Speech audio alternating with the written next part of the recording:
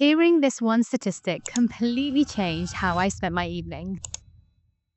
The average person watches 3 hours of TV every single night. That's 21 hours every single week, which means that's a total of 45 days every single year that we spend watching TV. Now imagine if you spent even half of that time doing all the things that you've been dreaming about, the things that you've been wanting to complete but haven't had the time to, or creating something that you've always wanted to. That could be over 20 days more time that you just freed up for yourself. Look, the evenings are the only time that we really get between work and sleep, to do the things that we want to do, to make our dreams beyond our work come true. For years, I felt like I was trapped between the desire to wedge out in front of the TV and actually get done all the things that I've been wanting to. But I would always end up getting to the end of the night and I'm like, oh, I'm too tired for this. Let me just sit and do nothing. But actually, when I would wake up in the morning or I'd reflect back on that time, I'd say, I wish I had used that time better. This is the quote that I remember every single time I feel like that. The pain of regret hurts so much more than the pain of discipline. And so I'm not saying that you stop watching TV completely. I'm not saying that you don't watch a movie with your partner once in a while, but sitting down every single night for 3 hours just feels like a waste of time. So me and my husband made a decision. We were going to spend our evenings doing the things that we know we should be doing.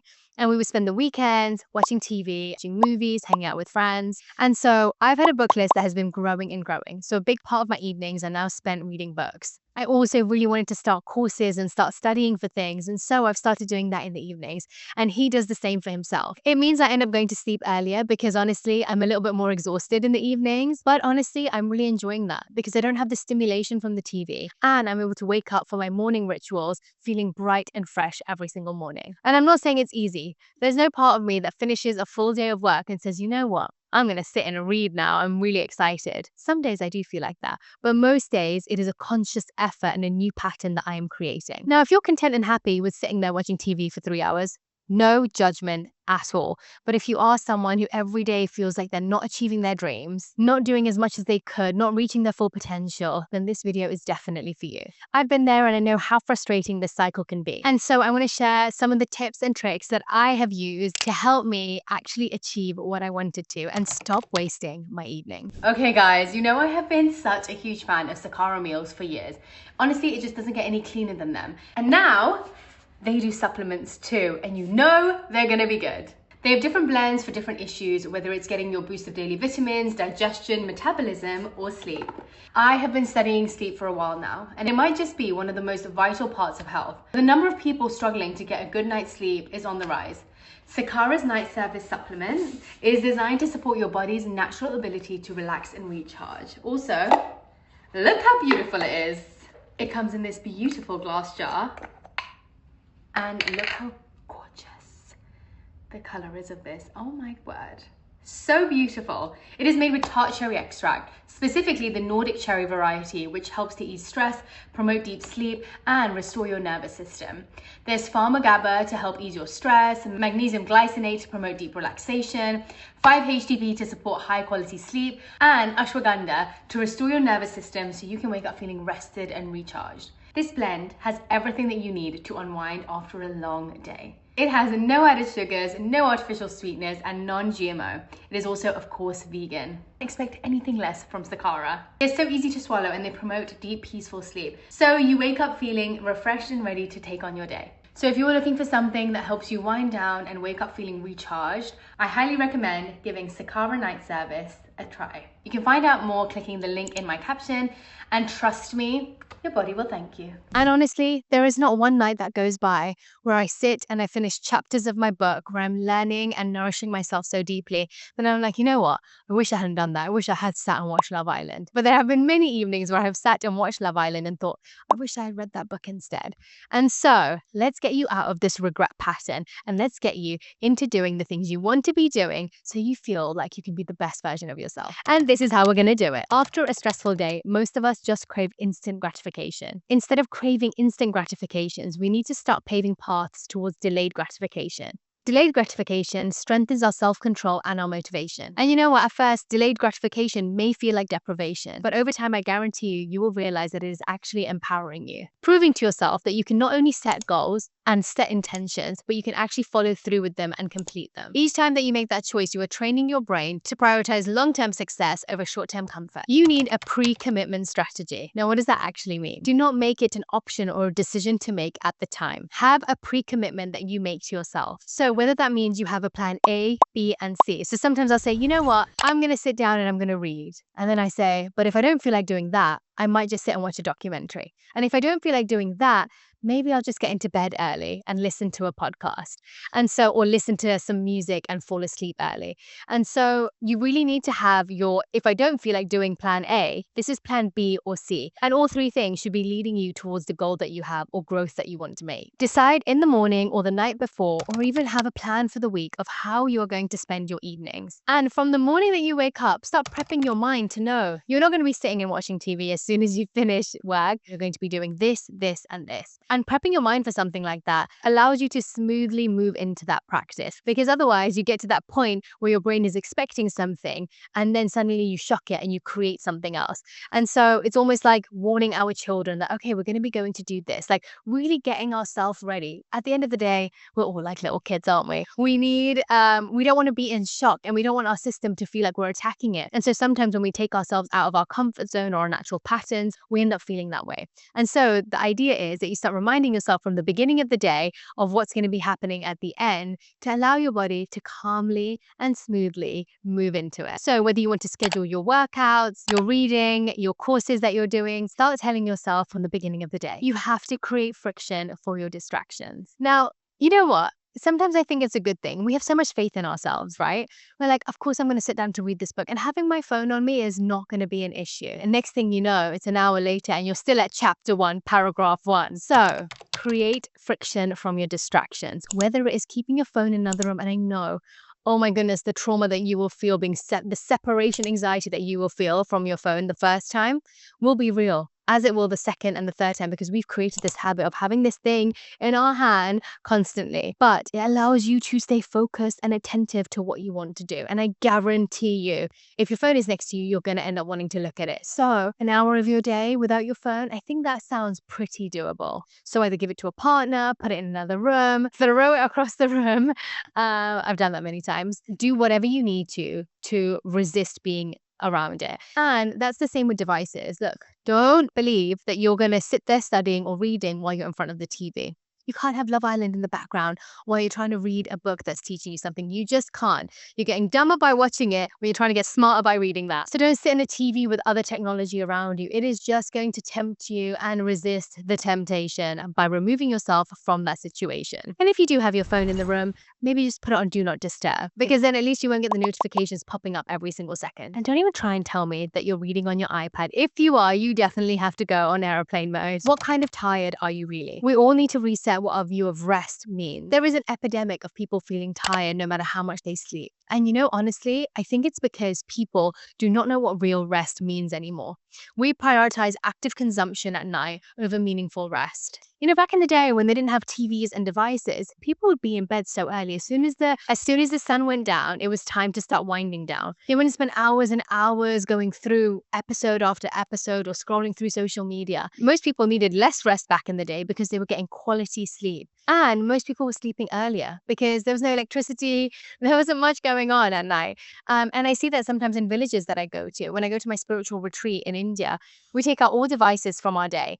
And by 8 o'clock, you are so ready to get into bed. And by 4 a.m., you're ready to wake up with energy and vitality. And we base our standards and definitions of things based on how we see the world doing it, based on how we've grown up in our families, based on what society encourages us to do. But one thing I remind myself of often is just because it's the normality does not make it the right thing to be doing. So think about this. There are so many different types of rest. We need physical rest, mental rest, and emotional rest. And you really need to think about which type of rest you are desiring at the end of the day. If it's physical rest, maybe you don't go to do that workout. If it's emotional rest, maybe that means you need to really reflect on your thoughts and be by yourself. And if it's mental rest, maybe that means you need no screens around you, nothing that stimulates your mind, and you need to listen to something peaceful or have meaningful interaction with someone. Unfortunately, we're trained to believe that any kind of exhaustion that we're feeling, any kind of tired that we are feeling, the solution is sitting and watching a Netflix show, which, by the way, can make you feel even more tired, especially if you're someone that's craving mental rest. There's so many times where I made that mistake and I actually end up watching hours and hours of TV only to feel even more exhausted after watching it. Because really and truly, your mind is still active, it's just not switching off. So distinguishing what kind of tired you are really helps you to decide, what do I need in my evening? And you might be asking, how is this linked to wasting my evening? Well, if one of your goals is to have your health get better, or to be able to do more in your days and have more energy, and if your evenings are the only time you can really focus on that rest, then this is so important. So, for example, if you're craving physical rest, that doesn't mean that you can't still do something mentally. So physical rest might just mean you want to curl up on the sofa while you're writing your business plan. It also just helps you completely shift your narrative around I'm tired. And so you're able to do different activities on different evenings. It stops you from just canceling your evening completely and saying, actually, I don't feel like reading today because I'm mentally tired, but I could take a bath and do a self-care ritual. That might make me feel really good. Or I could sit in the bath while I read my book because actually mentally I feel fine, but physically I'm quite tired. Or I could listen to a podcast because physically I'm tired, but mentally I want to be stimulated. Having this distinction between the types of rest you need helps you to realize that when you're tired, you don't just have to stop doing anything during your evening. We all love a good negotiation, okay? We all love a good bargain. And so the best way to start moving into a new pattern isn't by shocking your system into it. It's by saying, you know what? I know you want to watch that episode of Love Island, and you know what? You're going to get to do it. But just first of all, should we do 20 minutes of reading? Maybe even 10 pages. And so what you start telling yourself is not, you can't do this and you can't do that, and you start restricting yourself. No, you're just adding the good things in. And I remember hearing this class by Radhanath Swami once, and he was like, don't even worry about letting go of the negative things. Don't worry about letting go of the things that you don't want to be doing. Start adding in the things you want to be doing.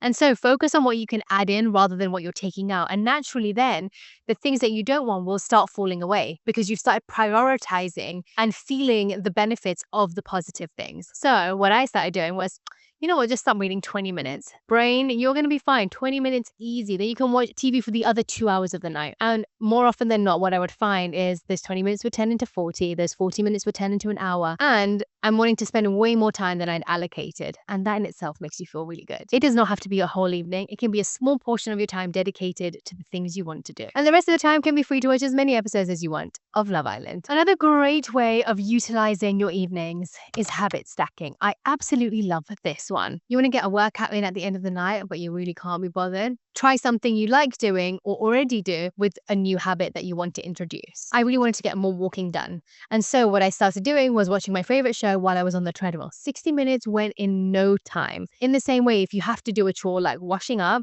you can listen to a podcast at the same time as doing that. And so you're introducing these new positive habits with things that you already do. Either you're introducing a new habit and adding it onto something that you already have to do in your evening. For example, washing up, taking the bins out, whatever it is, the chores that you have to do. But the second part is adding something you don't want to do with something that you like doing. So if you're watching TV, you can add in your exercise, which is something you don't necessarily want to do. And so you're creating these new positive associations between those things. Anchoring your new habits to existing ones just makes them easier to add into your life. This year, I got added into a WhatsApp group, and it was pretty much a book club. And all we do in that chat is send a check or a tick mark whenever we've done our reading for the day. And honestly, it is so great to have accountability partners. And also people who are wanting the same things. Everyone has the desire to read, to be better, to broaden their perspective, to understand, to learn more. We all have the same desire, and now we are accountable to each other. So having an accountability partner is really useful. Me and my sister were each other's accountability partners when we were trying to have more protein in our diet. Even with our workouts, we'll check in with each other and see if we're working out and getting movement in our life. And so finding a person or people who, it doesn't have to be the same habit, but you're both telling each other the things that you want to improve and you're holding each other accountable. And that can be so helpful. Try and get your partner in on it. You want to do more steps? Go on a walk together. Such a beautiful thing to do. My parents have been going on walks for how many years? Over 25 years together every single night. So not only are they doing something that's positive for themselves, they're also doing a habit that they can do together. Here is the truth. Our body and our mind are wired to seek comfort. So when you're in a bad mood, your brain says, hey, let's just skip that workout. You don't need it. You're having a bad day. Don't do it today, do it tomorrow. But here's the thing, waiting to feel motivated before you take action is a trap. The secret is that action comes first and then your good mood will follow. Do the thing and your brain will catch up later. If you decide on your actions based on your mood, honestly, you probably won't get much done. Our mood can change so easily. It can change depending on the weather. It can change if someone smiles at us or doesn't. It can change depending on how our partner is feeling. Energies exchange so easily. And so we can catch other people's low mood, low energy so fast. Don't wait to feel before you do. Do the action and then you will feel the good that comes from it. You're going to do them and then you're going to become more skilled. You're going to become happier and you're going to feel more worthy by doing them. We can get so used to saying, oh, I feel like this, I'm just going to do it tomorrow. And that just keeps creating this pathway that we've become too comfortable with. And let me tell you, tomorrow becomes the next day and then the next day becomes the next month and then it just never happens. And you know what? Many people will argue that live a little. Sometimes moments can be unintentional and I don't have to know what I'm doing every single evening. And I just want to feel free sometimes. And of course, I completely understand that. And I felt that way before too. But I came to the realization that it actually just depends on how deeply I want this. It's not wrong at all to have unintentional moments, to want to zone out of your life and just sit there and watch something. Of course it isn't. We all have those days. But if your deep intention and desire is to reach a goal or start something or finish something, then every moment of intention does actually matter. The more steps you take towards something, the closer you're going to get. It's simple math. And the more time you spend taking those steps, the faster you're going to get there. So it really just depends how much you want to do the thing and how fast you want it to happen. You have to disrupt the flow. Change your regular routine. If you are used to finishing work and the first thing you do is walk into the house, get on the sofa and not get up, you have to change your pathway. You're going to go into another room and you're going to have all the things that you need sitting right there to start the new plan. Break the pattern of what you're in the habit of doing. And I really noticed that different spaces carry the energy of what you do in them. So I have my meditation room, for example. I know when I walk in there, straight away my mind and my body start to react in a way where it's supposed to be a calm, meditative moment. And so my body knows that this space is linked to my meditation practice. My body also knows where I sit and watch TV, or when I go to my bedroom, I feel sleepy. When I go into my office, my mind is creative and ready to work. And so don't go into a space that is meant for rest and try and do something active. I could never study from bed. I'd fall asleep within 5 minutes. And so having your little spaces, by the way, you don't need to have a lot of room for that. It can be the dining table for where you eat and where you work. It could be your bedroom for just where you sleep. It could be your sofa for where you read. You know, there's so many different options, but don't try and confuse the spaces of everything happening in one area. It can make it really difficult to stick to what you want. I told you all the theory, but honestly, the proof is just in the pudding. I don't know whether that's a phrase that you all use in America, but in the UK we do. The proof is in the pudding. At some point, you can know all the theory, but you have to do it and experience it to understand the benefit. So go experience it for yourself and try these things. And I really hope it stops you from wasting your evening. Listen, you can still watch that show. You can still do the things that you want to do in the evenings. You can still have your free time. But if you do have a dream and you do have things that you want to do, then this is a beautiful way to start doing them. And I would love to hear your experiences in the comments. So please share them below. And if you like this video, you'll definitely like this one. So definitely check it out.